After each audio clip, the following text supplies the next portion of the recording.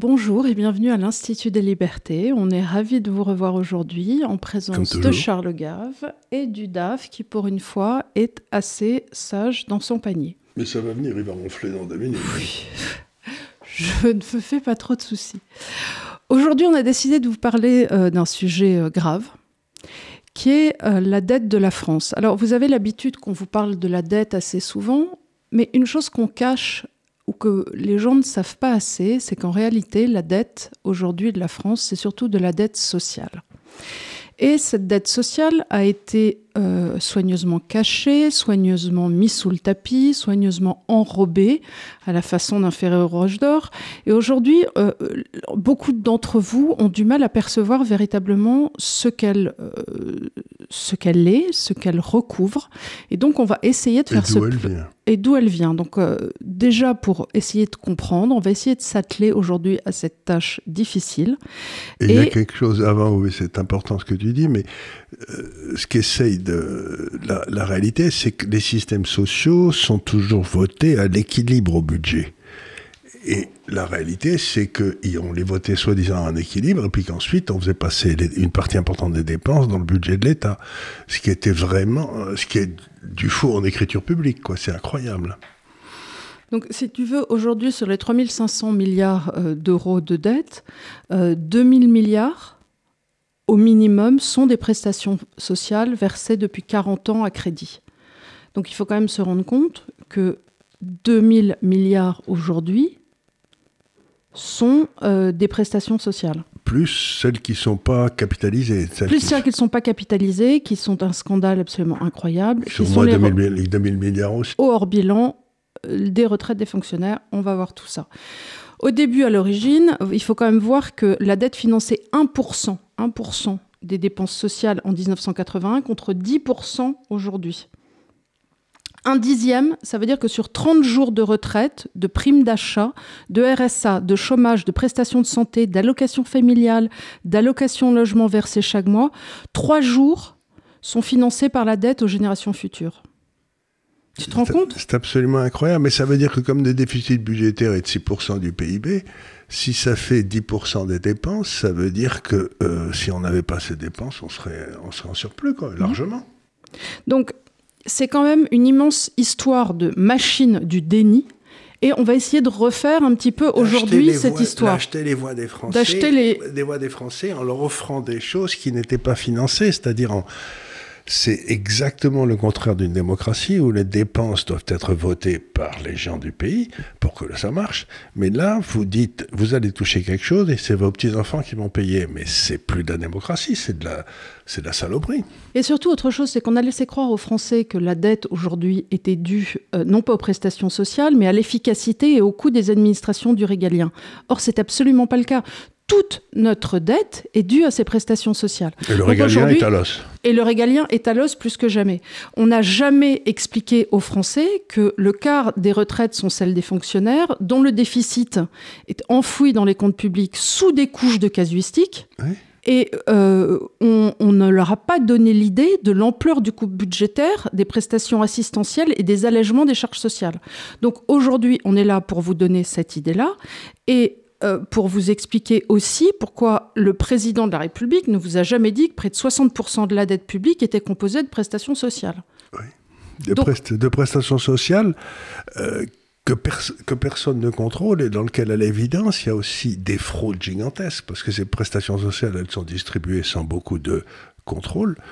Et partout, comme l'histoire de Charles Pratt, vous avez 66 millions de Français et 73 millions de cartes vitales, ou je ne sais plus, un chiffre comme ça. Donc, vous avez, qu'on le veuille ou non, dans le domaine public, les choses sont bien faites et les dépenses sont contrôlées, mais dans le système social, c'est n'importe quoi. Donc aujourd'hui, ce que je voudrais faire, c'est ce travail courageux, certes un peu difficile, mais je pense que vous apprendrez des choses si vous restez avec nous. Et il faut se dire qu'il n'y a pas de fatalité. On peut tout à fait s'en sortir. Mais qu'est-ce qu'il faut faire ? Il faut faire bouger le curseur, comme l'ont fait tous nos voisins. Il faut faire quoi ? Il faut désindexer. Donc désindexation, ça doit venir tout de suite. Il faut faire un moratoire sur les nouveaux droits. Il faut augmenter l'âge de départ à la retraite. Je suis désolée. Il n'y a pas d'autre solution. Ça me fait pas plaisir, hein. Je sais pas. Et suppression aussi des jours fériés et de pas mal de choses. Et revenir sur des droits acquis. Et revenir sur des droits acquis qui ne sont pas bien raisonnables, quoi. Voilà. Alors, revenons sur l'histoire un peu. Alors, je tire toute mon immense science de ce livre formidable que j'ai passé le week-end à lire, de Nicolas Dufour, qui s'appelle « La dette sociale de la France, 1974-2024 », publié aux éditions Odile Jacob, et qui est lui-même, Nicolas Dufour, directeur général de la Banque publique d'investissement BPI depuis sa création en 2013, qui est un livre, vous allez le voir apparaître, qui est extrêmement riche et qui est fait en plusieurs parties, donc une partie historique sur cette dette et une partie d'entretien avec des personnalités qui est donc d'un style un peu différent. Sur la partie historique de la dette, c'est incroyablement fouillé. On apprend une mine d'informations, on y retrouve tous les grands acteurs de la Ve République et vous apprendrez... Depuis 81. Depuis 69. 69, oui. Il y a Giscard qui a beaucoup aidé, oui. Et on en apprend même plus que ce qu'on voudrait en apprendre. Donc, je ne peux que vous le recommander si vous voulez véritablement faire la lumière sur ce sujet. Et d'après ce que j'ai appris de Jean-Jacques Netter, il y avait un grand papier dans le Figaro, ce qui ne m'étonne pas parce que c'est tout à fait C'est-à-dire c'est un livre qu'on peut lire bien sûr, mais c'est surtout un livre pour ceux qui s'intéressent à ces sujets, qui veulent avoir les dossiers, etc. C'est un livre de référence, c'est-à-dire qu'il donne ses sources, il donne tout. Donc, ce qui est très intéressant, c'est que, pour une fois, il y a quelqu'un qui parle en sachant de quoi il parle et qui n'introduit pas une notion morale. Si je veux dire, il n'est pas en train de dire c'est mal, c'est bien. Il est en train de dire voilà comment ça s'est passé. C'est intéressant. Alors, tu parlais de Giscard, et effectivement, c'est le cas. C'est difficile de choisir un point de départ pour les gabegies qui ont eu lieu dans le domaine social, mais ça a sûrement commencé avec Giscard. Pompidou, lui, était convaincu que l'inflation était nécessaire, et donc 3 mois après son arrivée, il dévaluera de 12,8%. C'était la dévaluation de 69, peut donc être considérée un petit peu comme le point de départ de l'incertitude. Oui, et De Gaulle, à cause de l'OEF, était très attaché à l'équilibre budgétaire. Pour lui, d'ailleurs, il avait raison. Et Pompidou a commencé à laisser filer un peu. Et puis alors Giscard, c'est le gars qui avait fait des études brillantes, donc il croyait à toutes les bêtises du keynésianisme. Donc il a commencé à laisser filer en partant du principe que ceci ou cela. Et dans le fond, là, ça a vraiment commencé quand Giscard a dit « Monsieur Mitterrand, vous n'avez pas le monopole du cœur ». C'est à partir du moment où l'État, le représentant de l'État se met à avoir du cœur, on est foutu.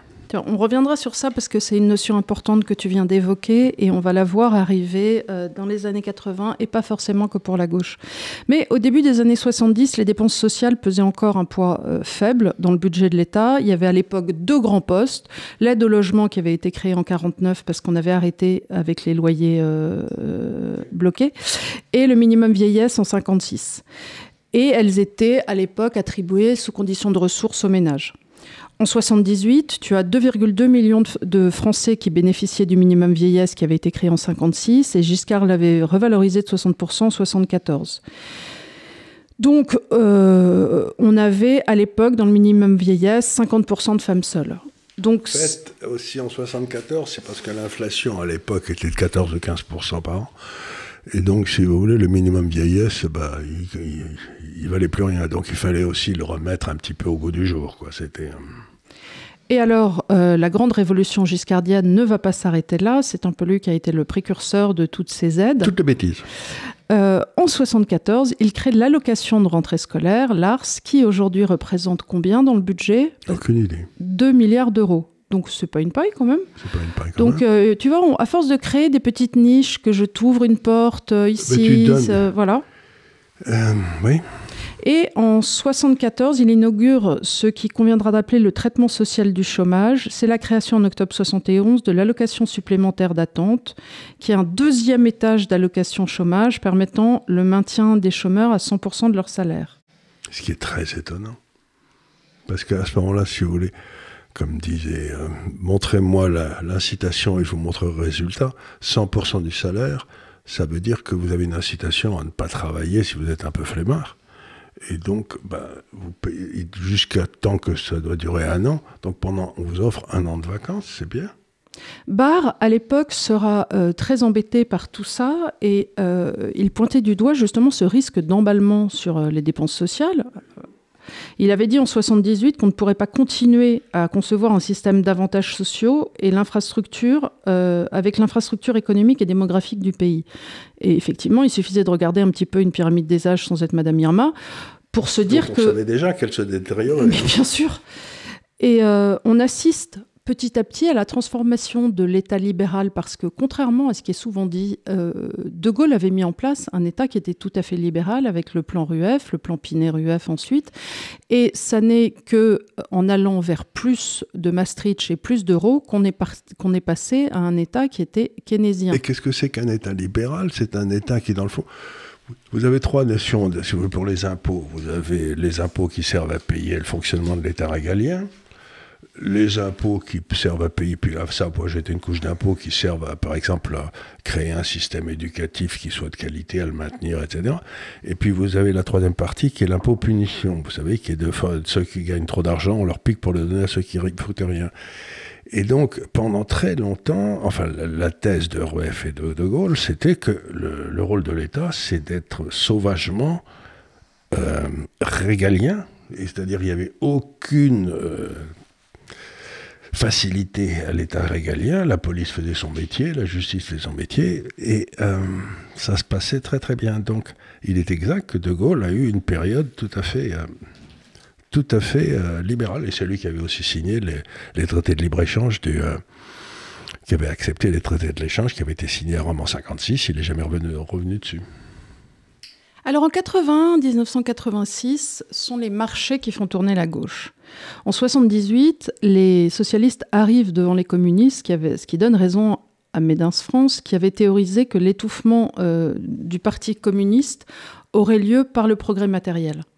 Et effectivement, au fur et à mesure, on voit arriver une gauche qui est obligée beaucoup plus de se servir de Bourdieu, on y reviendra, pour prendre le pas sur l'ancienne gauche marxiste. Mais il ne faut pas oublier que l'ancienne gauche marxiste, elle expliquait qu'il y avait une loi qui était descendue du ciel avec les 10 autres commandements, qui était que la rentabilité marginale du capital investi baisserait avec le temps, au fur et à mesure que il y aurait de plus en plus de copieurs et de moins en moins d'inventeurs. Le manque de peau, c'est qu'il y a eu de plus en plus d'inventeurs, donc la rentabilité marginale du capital investi est montée à la place de baisser.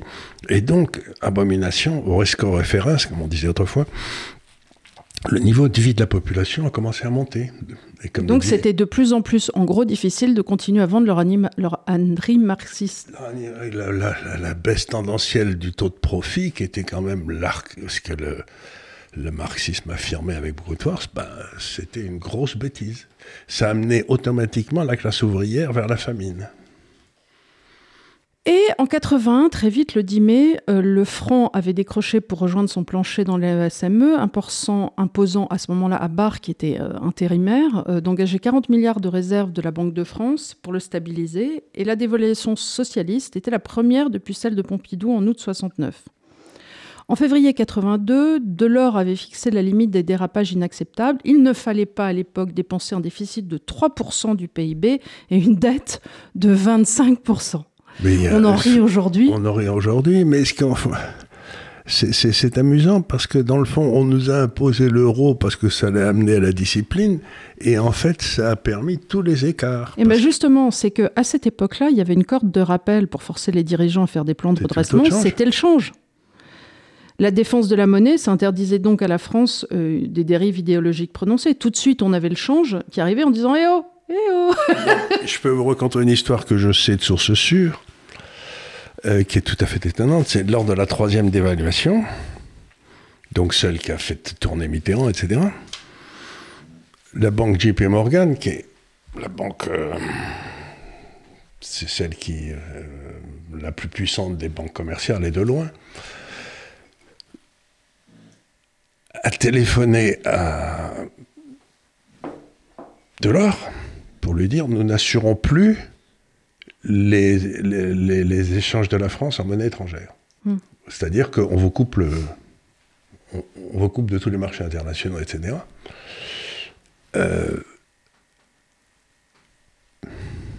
Delors en pleurs a réveillé Mitterrand à 2h du matin. Mais en pleurs, il pleurait. Hein. Il avait pleuré avec JP Morgan qui m'a raconté l'histoire, donc c'est rigolo. Et Mitterrand, à 3h du matin, a accepté, et le matin, JP Morgan rouvrait l'accès de la France aux transactions internationales. Donc là, si vous voulez, c'est pas que le FMI est venu à Londres, à Paris, je veux dire, c'est que on a dit, ou vous changez, vous êtes cuit, quoi. Oui, mais tu vois, c'est un petit peu dingue, c'est-à-dire que les hommes politiques français étaient tellement incapables d'être rationnels qu'il fallait la dure correction des marchés pour les faire marcher droit. Mais il fallait que les États-Unis leur disent « la récréation, c'est fini ». Oui, le problème, c'est que du jour où on rentre dans Maastricht et du jour où on rentre dans l'euro, on n'a plus ces justes rappels qui permettaient à ces gamins de siffler la fin de la récré, parce que sinon, ils résonnent comme des planches, et de toute façon, c'est ce qu'on dit depuis toujours. C'est-à-dire qu'ils méprisent le peuple. Ils savent pas ce qu'ils font. Ils savent pas ce qu'ils font, voilà, c'est ça. Ils savent pas ce qu'ils font, mais en même temps, ils méprisent le peuple. Ils disent, tant que je l'offrirai des sucettes, il brillerait les rats. Et c'est ce qui se passe. Donc, ils auraient tort de se priver. Donc mais Mauroy, la moitié des gens ne votent plus. Hein. Oui, mais bien sûr. Mauroy saute sur la loi Savary à ce moment-là. On a les débuts du pacte pour la France entre le RPR et l'UDF. Et parmi les 20 engagements fondamentaux à ce moment-là qui sont signés entre le RPR et l'UDF, c'est que la dette publique ne doit pas croître plus vite que la richesse nationale. Tiens donc, on va en rire parce que on va vous rappeler un peu plus tard dans quel état on se trouve actuellement. On est passé de 25% de dette à 120. Mais gardez dans l'idée que la dette publique ne doit pas croître plus rapidement que la richesse nationale, ce qui paraît tellement logique qu'on l'a oublié. C'est vraiment l'œuf de Colomb, cette histoire. Mais en plus, on peut vraiment se poser la question, pourquoi une dette ? Ah non, mais bon.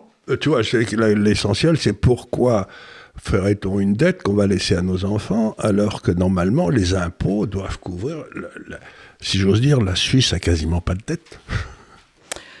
Donc, en cette période, la dette continuait de monter. On est à 34,7% du PIB, ce qui aujourd'hui nous paraîtrait formidable, mais ce qui à l'époque n'était pas une avancée, puisqu'on était monté. Mais c'était très embêtant, 37%, parce que les taux d'intérêt étaient à 12, 13 ou 14, et que financer une dette à 12, 13 ou 14, même si elle est petite, ça fait mal. Alors qu'aujourd'hui, on est à 120, mais les taux sont à 3. Donc, si vous voulez, si vous faites le service de la dette devenait déjà un problème. Donc la dette passera donc de 34,7 du PIB en 88 à 36,8 en 90, puis 41,7 en 92, avant la catastrophe des années 93-96, où elle prend 20 points. Tu sais pourquoi elle prend 20 points ? Non ? Ben c'est tout simple, c'est parce que ce crétin de Trichet refuse de sortir le franc du SME et déclenche une récession monstrueuse, parce qu'il faut savoir que quand le SME, le système monétaire européen, quand l'Allemagne s'est réunifiée, les Allemands ont mis ce brave Keul a décidé un Ostmark, c'est-à-dire la monnaie d'Allemagne de l'Est, allait être convertie en un Deutschmark. C'était une imbécilité. Donc la masse monétaire allemande a augmenté de 18% d'un seul coup. La Bundesbank, avec mon vieux copain Karl Otto Pöll, qui était un type au poil, tout ce qu'on aime chez un Prussien, vous savez... L'humour, la flexibilité. Tu vois, Douzard, il était très très bien. Je peux raconter une histoire sur Karl Otto Pöll, il était très marrant. Enfin, pas très marrant, il rigolait pas, quoi. Et donc, Karl Otto Pöll attrape un coup de sang, met les taux d'intérêt à 6 ou 7% pour réduire la masse monétaire. Bon. As he should. Voilà, as he should. Bon, il l'a réduit comme ça, mais pendant ce temps-là, si tu veux, il y avait la Suède, qui était dans un état pas possible, très endettée, l'Angleterre, qui par hasard était très endettée, l'Italie, qui était très endettée, donc s'il met les taux d'à 7%, tout le monde saute. Donc ces trois pays, qui sont trois grands pays industriels, sortent de l'euro, de SME, pardon, s'en vont. Et nous, on se retrouve donc ayant réévalué contre trois de nos principaux concurrents de façon gigantesque. Donc, tout le monde dit à Trichet, qui était l'inénarrable incompétent qu'il a toujours été, qu'il faut sortir la France aussi de l'euro et puis laisser l'Allemagne se démerder avec ses 7%. Eh bien, pas du tout. ce qui se passe, c'est que Trichet réussit à faire changer le Premier ministre de l'époque. Ça avait été décidé à Maastricht que la France aussi sortirait du SME. Ben non, il le fait. Donc, les 20% là qui sont le début de la catastrophe, c'est Trichet et personne d'autre. Trichet, j'ai toujours dit que c'était le gamelin de l'économie française, celui qui avait tué l'économie française. Alors, comme on a toujours des inspecteurs des finances qui sont extrêmement brillants... Dont ce brave Trichet, qui est inspecteur des finances. Il crée une nouvelle obligation du Trésor OAT en 85, qui est financée de manière plus moderne que par le passé. C'est une obligation assimilable au Trésor qui est calquée sur les Treasury bonds américains. Ouais. Et donc, ça permet de fluidifier sur les marchés l'accès à la dette. En fait, il crée un outil de fluidification. Mais et on invente aussi en ce moment-là à Paris un outil très intéressant qui était le futur sur l'obligation. Et c'est là où les Français ont développé des capacités extraordinaires de gestion des dettes publiques, avec ce qu'on avait appelé le MATIF, qui a été une invention extraordinaire. Et maintenant... les inspecteurs des finances ont fait le nécessaire pour que tous les hedge funds qui s'étaient créés à l'époque en France pour jouer avec ça se partent pour Londres. Et donc, effectivement, au printemps 91, à la suite de la réunification allemande, la dette est devenue hors de prix. À la fin de la période Rocard, la charge d'intérêt représente plus de 2% du PIB. À comparer aux 3% du budget de la défense, ça pèse un poids très lourd sur le déficit. Combien il est aujourd'hui, la charge de la dette ? 2,5%. Donc on avait une dette qui était beaucoup plus basse, mais des taux d'intérêt beaucoup, beaucoup plus élevés, et c'est pour ça que la Suède a sauté. Et malgré tout, bien qu'on ait ce poids absolument forcené sur nous, Rocard va continuer d'augmenter les dépenses sociales. Il espérait devenir président de la République, le pauvre garçon.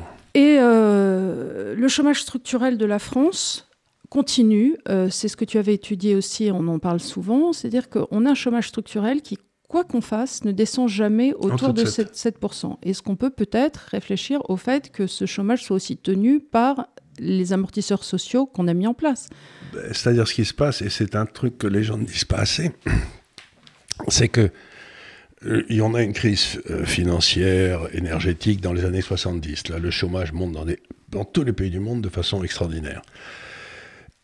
Puis ensuite, il redescend. La France est le seul pays depuis 1974 qui n'ait jamais amené son taux de chômage en dessous de 7%. C'est quand même extraordinaire. L'Angleterre, on est tombé à 3, les États-Unis à 4, l'Allemagne, il n'y avait plus de chômage, la Suisse, il y en a... Et ça fait rien. La France, on n'a jamais réussi... Quel est le seul pays de l'OCDE qui n'ait jamais baissé son chômage en dessous de 7%? C'est la France. Et donc la question essentielle, c'est, ça veut dire que l'économie privée, créatrice de jobs, n'a jamais réussi, ne s'est jamais remise de la crise de 74-78 et de ce qui est arrivé après, quoi. Et donc je me dis, mais peut-être plutôt qu'à la place de chercher de nouveaux impôts, on pourrait chercher qu'est-ce qui a empêché le chômage de passer en dessous de 7, quoi. Mais oui. Ce serait peut-être un sujet d'étude intéressant pour monsieur, comment il s'appelle, Zuckman, là? Je ne sais pas comment il s'appelle, ce andouille. Zuckman, oui, il pourrait chercher pourquoi le chômage depuis 40 ans, ou pour monsieur Piketty, qui aime les statistiques historiques qu'il fait lui-même, d'ailleurs. Alors, en décembre 1990, le RMI est créé, et ça concernait à l'origine 400 000 foyers. Je vais vous poser une question.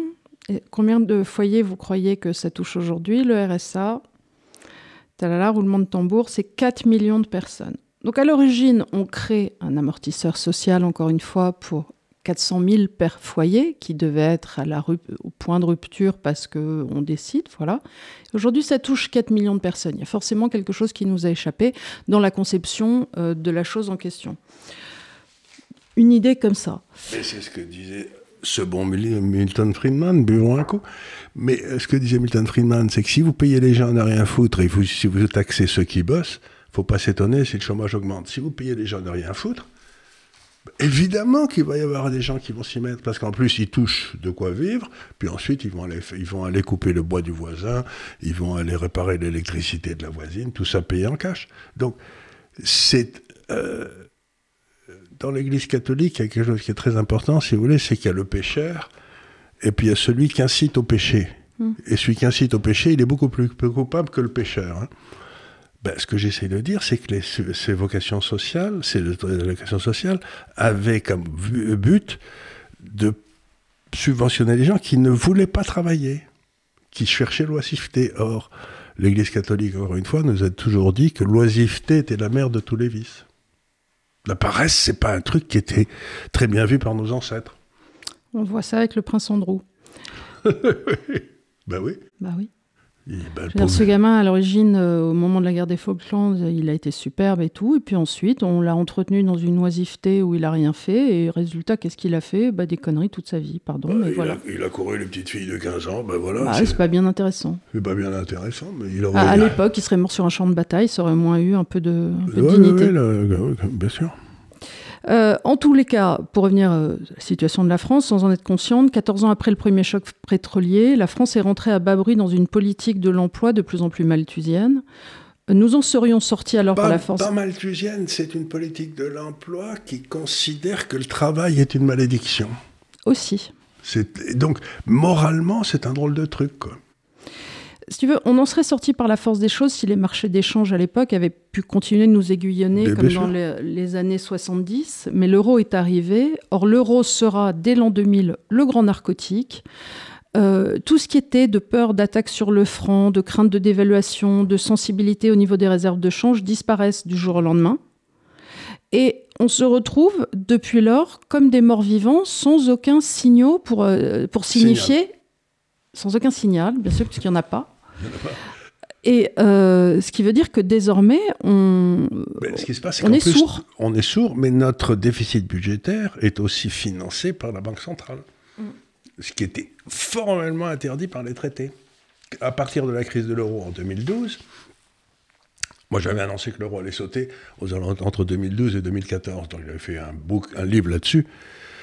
D'ailleurs, qui s'appelait « L'État est mort, vive l'État ». Et je faisais des calculs très savants pour annoncer que ça allait sauter vers 2012-2014. Ça a été publié en 2007-2008. Et donc, je fais ça très bien. Et qu'est-ce qu'ils font une fois que l'euro saute en 2012-2014 ? Monsieur Mario Draghi décide qu'il va acheter la dette. Et donc, ça veut dire que d'un seul coup, la France peut faire financer ses déficits par la Banque centrale qui fait des billets, qui fait du papier en conséquence. C'est incroyable. On va y venir. Là, je suis en 93-95 et la gauche connaît une déroute sans précédent aux élections législatives. La droite l'emporte avec 58% au second tour. Le déficit public, quant à lui, passe de 4,6% du PIB en 92 à 6,4% en 93, dont un déficit primaire de 3,7%. Alors, déficit primaire, j'explique pour ceux qui nous écoutent, c'est le déficit avant le service de la dette. Vous voyez ce que je veux dire ? C'est-à-dire que vous faites les recettes, les dépenses, et les dépenses pour la dette, vous n'avez pas le choix. Donc, ça ne dépend pas du gouvernement si les taux d'intérêt montent, etc. Ça ne dépend pas du gouvernement. Donc, automatiquement, vous voulez savoir le déficit dont le gouvernement est responsable. C'était 3,5. Aujourd'hui, d'ailleurs, on est aux alentours de 6 à nouveau. Donc, ça ne s'est pas amélioré depuis.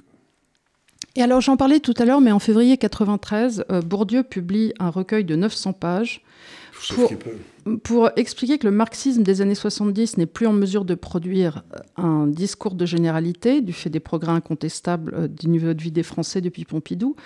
Mais le livre de Bourdieu est important parce qu'il assigne l'individu à son origine sociale et lui dénie toute possibilité de s'en affranchir. Le bourgeois est un bourgeois. Mais c'est important parce qu'il va donner, Bourdieu, avec tout ça, une sorte de nouvelle impulsion à la gauche par la sociologie. Et la campagne qui va se faire à ce moment-là à droite en 95-97 entre Chirac et Balladur ne se fera pas par la droite. On ne va pas parler des déficits, on ne va pas parler des questions qui fâchent. On va faire une campagne par sa gauche.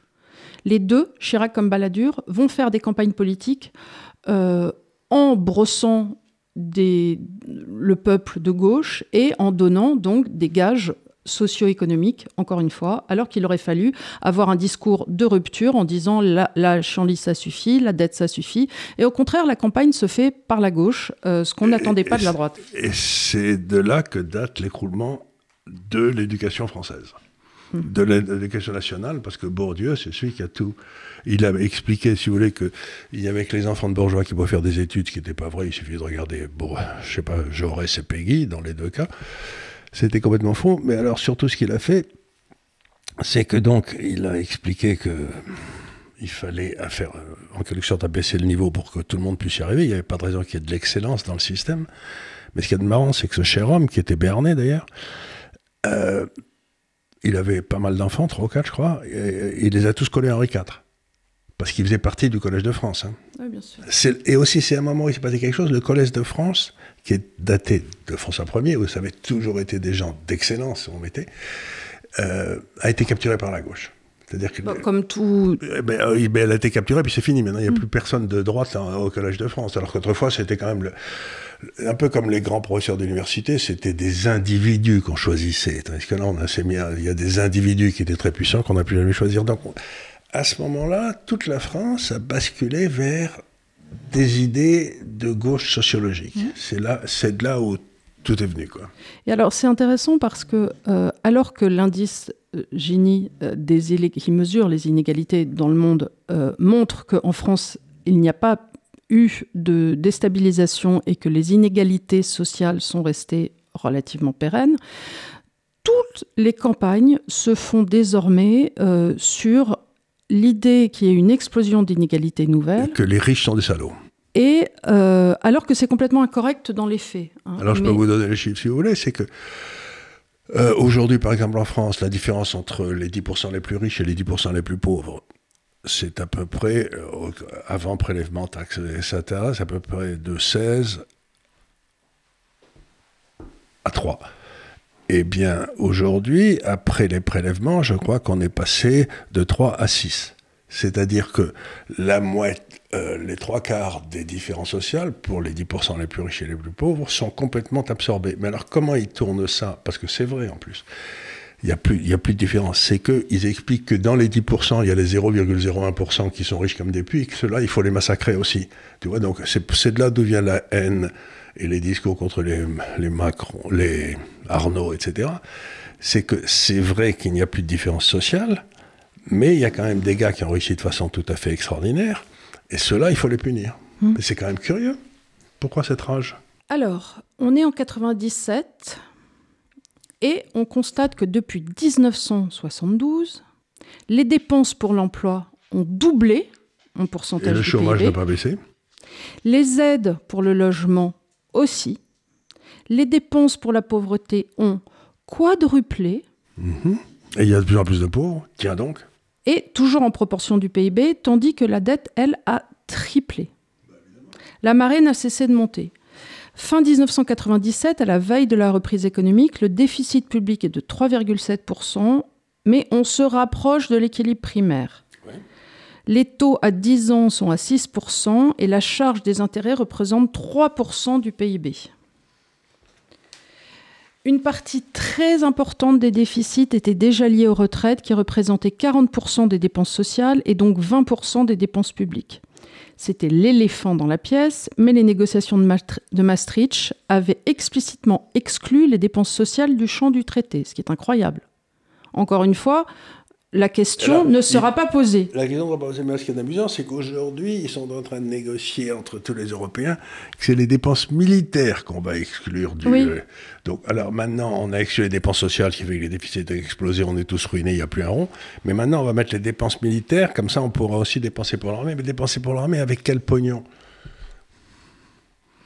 Et donc, c'est la première fois que Jospin, à l'époque, reconnaît qu'un énorme déficit a été accumulé dans le champ des retraites de fonctionnaires.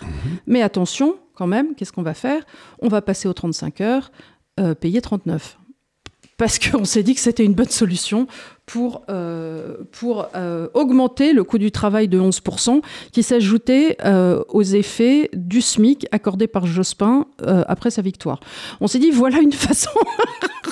Parce que ce crétin de Juppé avait demandé, alors que la droite était majoritaire partout dans les etc., avait demandé à Chirac de dissoudre le Parlement. Oui. Et donc, d'un seul coup, alors qu'ils dominaient tout, ils avaient encore 3 ans de tranquille. Mais Juppé voulait avoir 5 ans parce qu'il voulait réformer la sécurité sociale, ce qu'il a plus ou moins fait en la nationalisant, c'est-à-dire la pire des solutions. On ne dira jamais assez le mal qu'ont fait des gens comme Juppé, inspecteur des finances, comment il s'appelait, Trichet, inspecteur des finances, etc. Les inspecteurs des finances ont coulé la France. C'est extraordinaire. Et il s'est passé un phénomène aussi sociologique qui m'a beaucoup frappé. C'est que les moines soldats dont j'ai souvent parlé, vous savez, qui étaient les gars qui s'occupaient autour de Gaulle de l'industrialisation, etc., étaient souvent des corps des mines, c'est-à-dire des gars qui avaient fait Polytechnique et les meilleurs. Et ils savaient faire une règle de 3 en général. Hein. C'était des gars qui étaient quand même très compétents.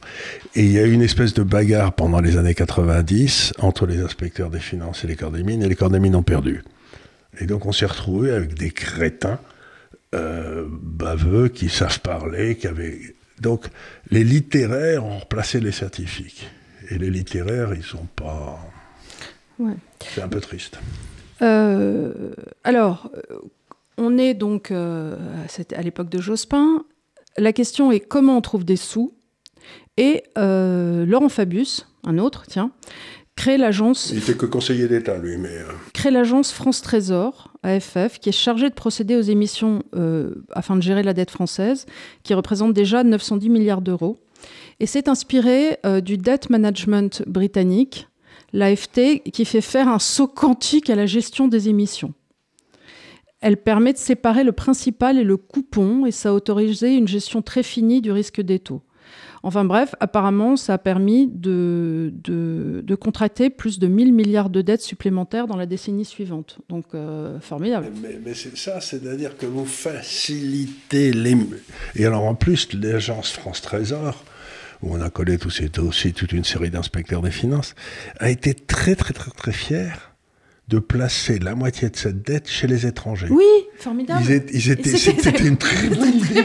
Comme ça, on devenait absolument dépendant de ce que voulait le Qatar, etc. Autrefois, qu'on le veuille ou non. On essayait de faire souscrire... les Français. Les Français, bah oui, quand il y avait eu la grande sécheresse, ainsi de suite, c'est un problème français. Donc, comme essayer de le régler entre nous, en famille. Et surtout, dès que moment où votre dette est détenue par les étrangers, ils ont sur vous un instrument de vie et de mort, c'est-à-dire que s'ils vendent votre dette, vous êtes foutu d'un seul coup, quoi. Donc, on a abandonné notre souveraineté. En se disant que c'était une très bonne idée, en plus. Et ces crétins, là-bas, les Qataris, nous achètent une dette qui vaut rien. Oui, ça... Mais jusqu'au jour depuis, par exemple, M. Sarkozy a été obligé de donner au Qatar... un privilège fiscal que toutes les affaires qui vivent en France, ils ne paieraient pas d'impôt dessus, quoi. Vous voyez, donc je veux dire, c'est qu'à partir du moment où vous abandonnez vos souverainetés comme ça, mais la série d'erreurs que ces gens-là ont fait depuis 40 ans, mais dépasse l'entendement, quoi. Et alors, ce qui est formidable, c'est qu'avec l'euro, avec Maastricht, on n'est plus sensible au déficit français. Parce que qu'est-ce qui se passe désormais ? On ne regarde plus la France, on dit « Ah oui, mais la zone euro est en excédent, alors tout va bien. Ce qui se passe en France, c'est pas très grave. » Donc en 2002, la dette augmente d'un coup de 60 milliards d'euros, et en 2003, 200 milliards. Bah oui, allons-y.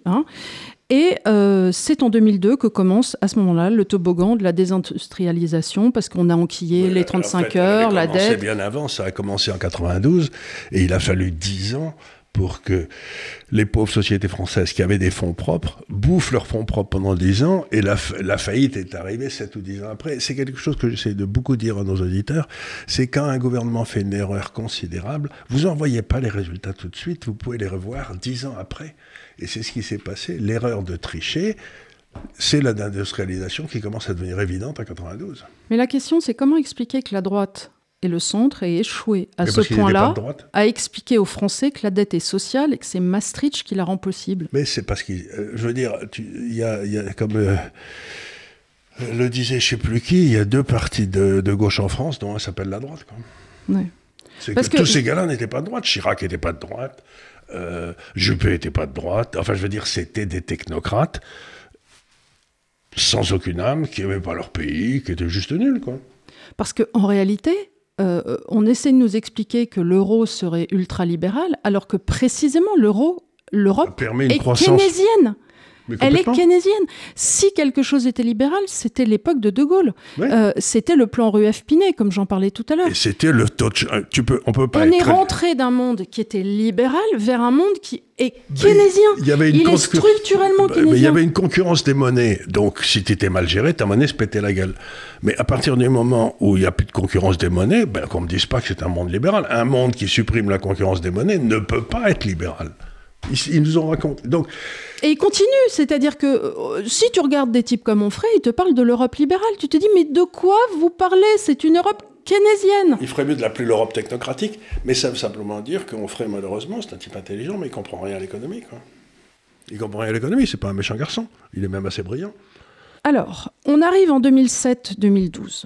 Donc là, Sarkozy est élu. C'est le président qui était élu avec le plus de voix de toute la Ve République. Parce qu'il avait tenu un discours national. Il avait tenu un discours national. Il avait Buisson qui le conseillait.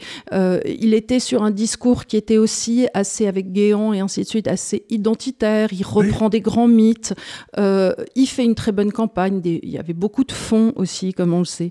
Et il aurait dû s'atteler à des réformes de retraite courageuses. Mais bon, on peut dire, peut-être, en tout cas, il a la malchance d'arriver au moment de la crise des subprimes, et en décembre 2008, au contraire, il annonce un plan de soutien de 34 milliards d'euros à l'économie, ce qui n'était pas véritablement forcément ce qu'on aurait dû faire. Donc la dette publique française monte à 86% du PIB, puis à 89% en 2011, 29 points de plus que l'objectif promis aux Français en 2007. C'est-à-dire que M. Sarkozy... Vous savez, c'est dans les difficultés qu'on voit la sincérité des gens. Ils nous disaient, je veux rendre de leur dignité aux Français, etc., qu'ils redeviennent. Il y a une crise qui arrive, et qu'est-ce qu'il fait? Il dépense plus d'argent étatique. C'est-à-dire le contraire de ce qu'il aurait fallu faire. Il aurait fallu baisser les impôts sur les Français et ne pas augmenter les dépenses. Tu vois ce que je veux dire? Il y a une différence. Si tu baisses, tu redonnes de l'argent à l'individu. À ce moment-là, il prend des décisions et ça repart. Donc il y avait le choix, à ce moment de la crise de 2008-2009, où tu baissais les impôts pour permettre aux gens de disposer de plus d'argent, ou bien c'était l'État qui s'en chargeait. Il a choisi l'État qui s'en charge, et donc ça veut dire que... Ils vont toujours vers le renforcement de leur propre pouvoir. Et voilà, c'est-à-dire que c'était juste un type qui nous devait raconter des calembredaines. Donc à ce moment-là, l'Italie va mal. On veut pousser Berlusconi sous la tutelle du FMI. Le spread italien explose à 175 points et Mario Monti procède hyper vite. Sans avoir encore le droit. Contre tous les traités, il dit « je vais acheter la dette ». À une réforme des retraites. Là, je te parle de Mario Monti. Je ne te parle pas de Draghi. Oui. Qui était un ancien membre du... je veux dire, européen. C'est-à-dire qu'ils alors, Mario Monti, à l'époque, fait une réforme des retraites, et en attendant, aujourd'hui, le Portugal, l'Italie et l'Espagne ont des excédents primaires. Donc c'était bien de faire cette réforme des retraites. Mais, et aujourd'hui... Mais je ne sais pas si on peut attribuer le fait que l'Italie aille bien aujourd'hui à Monti, parce que Non, c'était simplement, en tout cas, notons que la réforme des retraites en Italie a été faite de longue date, et que nous... On n'y est toujours pas. On n'y est toujours pas. En 2024, on a 18 millions de retraités, 4 millions, je parle de la France, 4 millions d'allocataires, 2,6 millions d'allocataires chômage, donc 24 millions sur une population active de 57 millions, soit 42%. Attends, bouge pas, dans la population active, il y a aussi 3 ou 4 millions de fonctionnaires.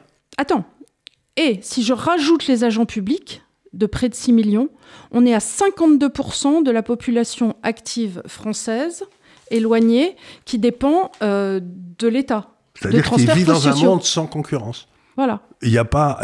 Donc, non, mais c'est-à-dire que si tu fais voter ces 52%... ils seront toujours majoritaires. Pour plus de coiffeurs, alors que c'est une académie de coiffeurs, ils vont dire oui, plus de coiffeurs. Enfin, je veux dire, 52% de la population vit des transferts sociaux, et tu vas leur poser la question, est-ce que vous voulez plus ou moins de transferts sociaux? Plus de transferts sociaux? Ce qu'ils veulent, si à ce moment-là, si tu fais voter 52% des gens comme ça, ils vont tous vouloir prendre plus d'argent à Bernard Arnault pour leur donner à eux. C'est ce que disait Bastia. Si l'État prend de l'argent à Paul pour le donner à Pierre, l'État disposera toujours du soutien actif de Pierre. Surtout s'il y a très peu de Paul et beaucoup de Pierre, tu vois ce que je veux dire, quoi. Donc, on revient à une notion de Bastia, c'est que l'État, c'est une citation que je vais essayer de faire de mémoire, mais c'est l'État est le mythe par lequel chacun espère vivre aux dépens des autres. Et voilà. The Great Fallacy. The Great Fallacy. 2012-2017, c'est le long remords de la gauche. Le 26 juillet 2012, en pleine crise de l'euro, Mario Draghi, donc le voilà, le tout nouveau président de la BCE, a prononcé son « whatever it takes ». La veille de l'intervention de Draghi, le spread italien est à 536 points de base et l'espagnol à 638. La BCE lance donc le quantitative easing, le QE, qui durera une décennie en injectant des liquidités gratuites dans les bilans bancaires et en faisant baisser les taux jusqu'à ce qu'ils deviennent négatifs. C'est-à-dire injectera des liquidités, essayons de traduire ça dans un langage que tout le monde comprendra, fait marcher la planche à billets. Ouais. Et je continue, imprime comme des gorées. Imprime comme des gorées. Et qu'est-ce que ça veut dire ? Ça veut dire que la masse monétaire par rapport à la quantité d'objets et de services rendus en Europe, je crois, triple. C'est-à-dire qu'aujourd'hui, nous avons une émission d'obligations, des obligations qui sont là, qui ont été émises dans les 20 dernières années, qui sont absolument gigantesques, et compte tenu de l'absence de croissance en Europe, parce que l'Allemagne ne va pas bien non plus, eh bien, je sais, j'ai aucune idée de la façon dont ça va se passer. Donc aujourd'hui, on a un problème de dette en Angleterre, en France, en Allemagne, partout, qui est absolument gigantesque, et je n'ai pas la moindre idée de la façon dont ça va être traité. Et alors, c'est magique. En juillet 2015, qu'est-ce qu'ils font ? Qu'est-ce qu'il fait Mario Draghi ? Ils achètent massivement les dettes des États eux-mêmes, ce qui était profondément interdit par tous les traités, et ce qui fait que quelquefois j'entends certains d'entre vous qui disent « Ah oui, mais Charles Gave qui avait annoncé la fin de l'euro ». Mais oui les gars, les petits cocos. Il a disparu l'euro. Il a disparu entre 2012 et 2015 parce que ça n'avait plus rien à voir avec les traités.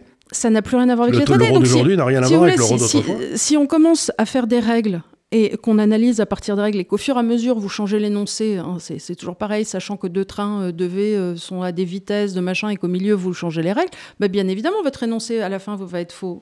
Et c'est ce qui s'est passé. Il était interdit d'acheter les dettes des États eux-mêmes. Alors ils avaient fait une grosse astuce, c'est qu'ils ne les faisaient pas acheter par les États. Non, ils les font acheter par des banques commerciales. Ils les faisaient acheter par des banques commerciales. Ils le font toujours du reste. Ils le font toujours. À qui filer des primes pour acheter les dettes. Tu vois, c'est-à-dire que donc ils n'achetaient pas les dettes, mais en fait ils achetaient les dettes. Et donc les banques, à la place de prêter de l'argent aux entreprises, etc., qu'est-ce qu'elles font ? Elles se mettent à prêter de l'argent uniquement aux États, et puis si vous voulez avoir un crédit pour votre entreprise, il faut toujours brosser, il n'y a plus personne à votre banque. Non, il n'y a plus de liquidité, puisque tout est parti à refinancer. Et donc, François Hollande, qui reprochait à Sarkozy d'avoir accumulé 600 milliards de dettes, en fera quand même 350 milliards de plus. Donc, et en plus, il a pas eu un 2008-2009, lui. Oui, en plus. Donc, je le vois parfois Hollande dire oui, moi qui n'ai pas fait de dette et ainsi de suite. Donc, vous pouvez lui dire doucement la boîte à camembert. C'est quand même lui qui a eu cette phrase immortelle qui m'a toujours fait rire. C'est de toute façon, ça ne coûte rien, c'est l'État qui paye. Voilà. Ça ne coûte rien, c'est l'État qui paye. Mais comment ce type enseignait l'économie à Sciences Po? Et étonnez-vous qu'on n'ait que des crétins aujourd'hui. Et on arrive en 2017-2024, dans les infortunes du Covid. Alors là aussi, autre chose.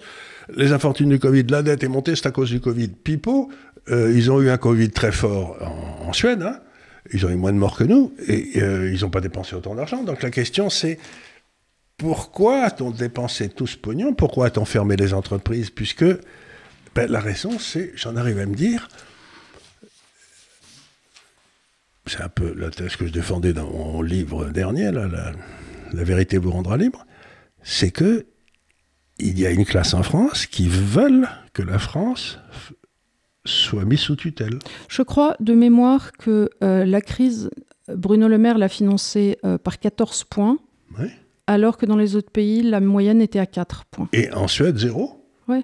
Donc, pourquoi est-ce que nous, c'est 14 points et les autres, c'est 4 ? Je veux dire, il a quand même filé des subventions. Bon, il ne s'est pas compté, sûrement, hein, mais au-delà de ça, il y en a qui s'en sont mis plein les fouilles. Oui, mais enfin, il y a des gens quand même qui savent faire des règles de 3, quand même, j'espère, au ministère des Finances. Et je n'ai entendu aucun haut fonctionnaire se plaindre de quoi que ce soit. Donc, il y a eu... Si vous avez que deux possibilités. Quand vous regardez cette espèce de dérive européenne qui a amené la France vers la banqueroute, hein, qui a commencé, mettons, il y a 30 ans. Ou bien c'était vraiment des incompétents incroyables. Bon, comme le disait je ne sais plus qui, entre le complot et la nullité... Toujours choisir la nullité. Toujours choisir la nullité. Donc c'est possible qu'ils étaient tous plus nuls les uns que les autres. Dans ce cas-là, il faut réfléchir à la façon dont on sélectionne nos élites, c'est pas la bonne. Ou bien, c'est qu'il y avait un peu en suivant Jean Monnet, l'idée que la nation, c'était une mauvaise chose, que ceux qui avaient inventé l'État-nation, c'était la France, et qu'il fallait en quelque sorte soumettre la France à que la France n'existe plus, qu'en quelque sorte qu'elle soit à la tête de l'État, des réélections financières, que ça ne marche plus. Ben, quand je vois ça, je me dis, je ne suis pas certain.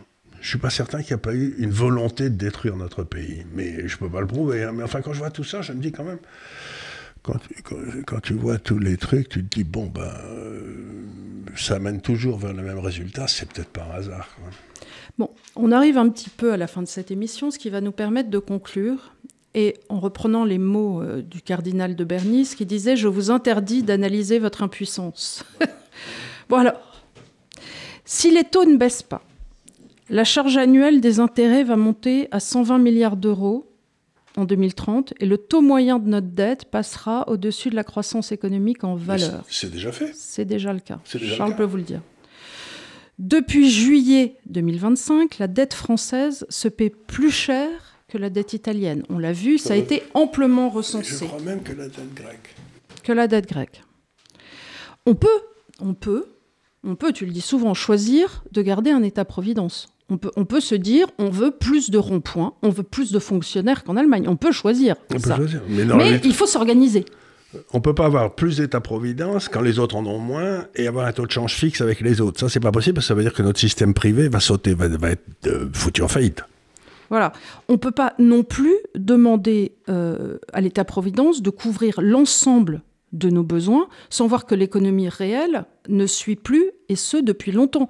Il faut, si tu veux, au bout d'un moment, que nos politiques qui n'arrêtent pas de demander « et on veut ceci, on veut cela », se rendent quand même compte que les gens qui produisent, ceux qui sont à la source du fait qu'on peut redistribuer, ne sont pas les deep pockets qui pensent et que l'argent ne pousse pas dans les poches de mon papa. Et c'est intéressant ce que tu dis, parce qu'il y a beaucoup d'activités nouvelles qui se créent dans tout ce qui est informatique, intelligence artificielle, gestion, etc. Et il y a quelque chose qui me fascine, c'est que si tu maintiens ton activité en France, dans ces domaines, tu vas payer, mettons, 40% d'impôts sur tes profits. Si tu la mets à Dubaï, ça va être zéro.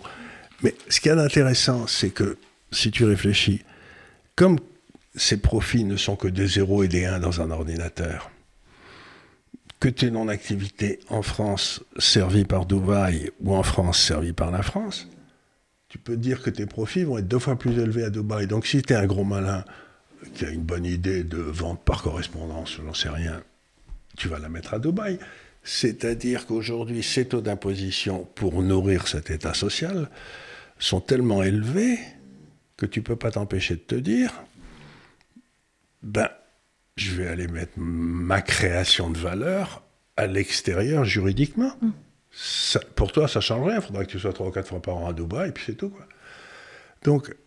Non, mais il faut quand même que les gens se rendent compte, et j'espère que cette émission l'a quand même montré dans une certaine mesure, on ne peut pas continuer avec ce poids des retraites dans notre économie. Il faut une réforme structurelle des dites retraites. Il faut absolument qu'on regarde un politicien ait le courage de dire ces choses. Le système actif, aujourd'hui, ne peut pas payer pour l'ensemble redistributif qui a été mis en place. Alors, il faut l'alléger. On peut conserver une partie d'État-providence en le faisant de façon rationnelle. On ne peut pas continuer à avoir ce cumul d'APL, d'aide aux mères isolées, d'aide aux familles. On a beaucoup trop de poids sur l'économie réelle. Ça ne peut pas fonctionner comme ça. Il faut véritablement qu'on ait un sursaut et que des hommes et des femmes politiques aient le courage de dire les choses. Alors, il y a 2 choses qu'il faut faire. La première, c'est de dire aux gens, vous avez cotisé pour votre retraite, vous avez un acquis, calculer la valeur de cet acquis en fonction de l'âge du gars. S'il est près de la retraite, bon, c'est à lui. Et puis, si tu commences maintenant, si tu as encore 20 ans de retraite devant toi, tu sais bien que tu vas cotiser, que tu ne vas pas toucher grand-chose. Donc, ce que tu vas faire, c'est que tu vas donner aux gens un avantage fiscal pour dérouler ta propre retraite. C'est ce qu'ils ont fait en Suède. Tu vois, tu dis, la retraite par répartition, vous n'allez pas toucher grand-chose. Donc, vous auriez dû toucher, 100, vous allez toucher 30. Allez. si tout va bien. Donc on vous donne un avantage fiscal de 70 et vous vous démerdez. Vous ne payez pas d'impôt sur toute l'épargne que vous faites jusqu'à ce que vous arriviez à 70.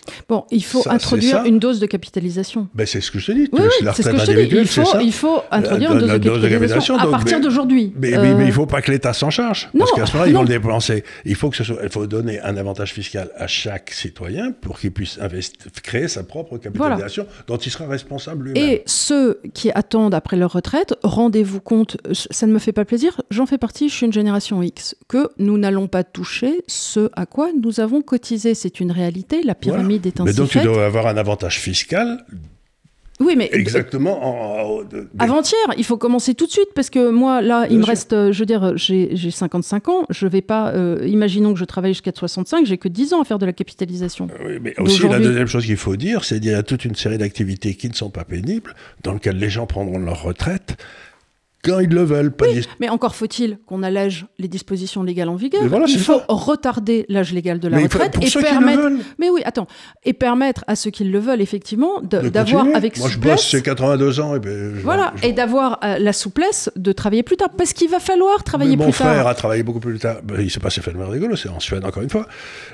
J'ai un frère qui y vit, donc il avait travaillé toute sa vie. Il avait tous les points pour la retraite, etc. Il a dit, je prends pas ma retraite. On lui a dit, vous pouvez continuer à travailler, pas de problème. Mais sur votre bulletin de salaire, vous continuez à travailler, on va continuer à vous piquer l'argent pour la... Il ne pouvait pas avoir plus de retraite, tu vois ce que je veux dire ? On va vous continuer à vous le piquer pour le distribuer aux autres. Mais c'est pas idiot, ça.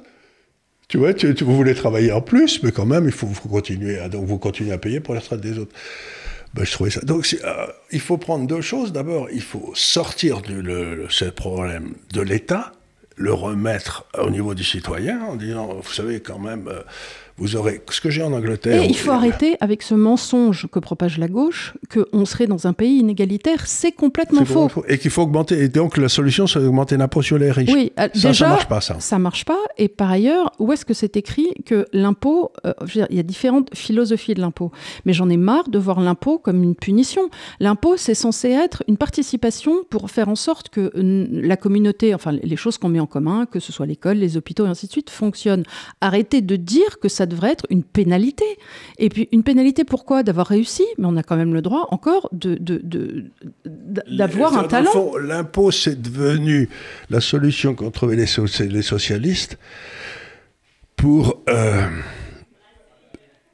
punir ceux qui ont réussi et subventionner leur échec à eux.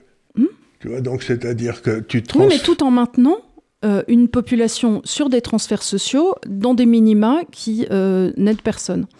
Donc, encore une fois, comme on l'a vu, le RSA, le RMI, à l'origine, touchait 400 000 foyers. Aujourd'hui, il en touche 4 millions. 4 millions. Donc, la solution... Oui, 4 millions, c'est ce que tu avais dit. Donc, et je voudrais aussi dire quelque chose que je vais essayer de vérifier, mais j'ai beaucoup travaillé sur les sujets fiscaux, etc. dans ma carrière, comme vous l'imaginez. De ma vie, je ne crois pas avoir vu un seul déficit budgétaire réduit par une augmentation des impôts. Les seuls trucs qui n'ont jamais marché, c'était une diminution des dépenses et une baisse des impôts. C'est toujours pareil, c'est comme les impôts temporaires comme la CSG qu'on a encore, alors que la chose devait être... à 9 en plus. Voilà, donc, et qui grève d'autant le salariat. Je demande à tous ceux qui nous écoutent, là, est-ce que vous pouvez... Il y a peut-être des professeurs d'université ou j'en sais rien.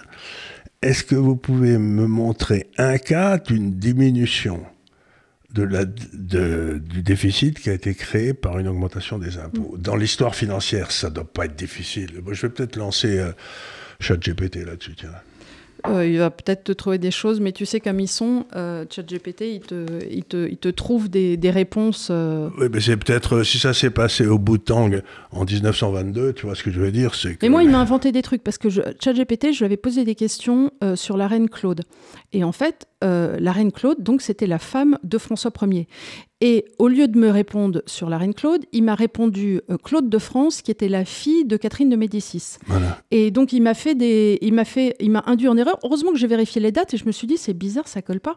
Mais sinon, il me répondait Claude de France au lieu de me répondre sur la femme de François Ier. Oui, donc, qui était Claude de Bretagne. Ouais. Non, attends, c'était l'autre Claude de Bretagne. Bon, bref. Bref, il y a eu les Valois, ça n'a pas été très net. Moi, je me souviens bien des rois capétiens, puis il y a eu les Valois après, puis les Bourbons, je les connais bien. Mais les Valois, ça a flotté un peu. C'était la guerre de 100 ans. J'ai pas... Moi, j'ai essayé de revoir récemment, mais c'est vrai que c'est velu. Hein. Et puis, tu le revois, et puis après, tu le réoublies. En fait, encore une fois, c'est ce qu'on disait quand on était petit. Il faut apprendre et désapprendre 7 fois avant de le connaître avant de le vraiment. savoir vraiment. Donc voilà. Donc, pour revenir, pour conclure là-dessus, c'est qu'il y a une série de mythes. Le mythe, c'est, si vous voulez, c'est que... c'est des grosses mythes. Il y a des grosses mythes qui font d'énormes troubles.